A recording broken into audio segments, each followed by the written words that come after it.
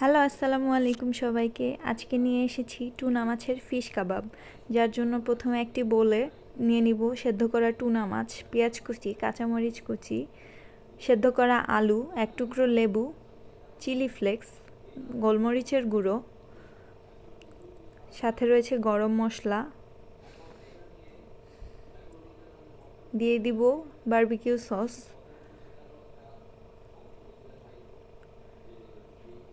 Soya sauce এবং chilli sauce.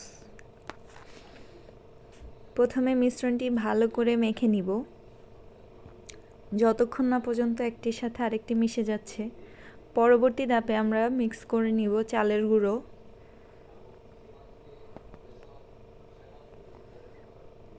ময়দা পরিমাণ মতো এবং মিশ্রণটি আবারও ভালো করে হালকা হাতে মেখে নিব।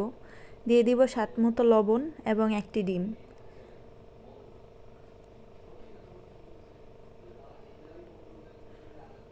শেষ ধাপে মিশ্রণটি মেখে সুন্দর করে একটি কাবাব শেপ দিয়ে নিব।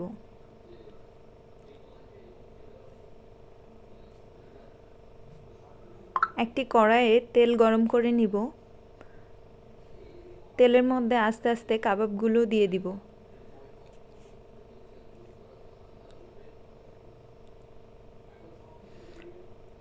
কাবাবের রঙটি যখন পরিবর্তন হবে তখন এপাশ ওপাশ উল্টে দিব। কাবাবগুলো হালকা ব্রাউন করে ভেজে নিব।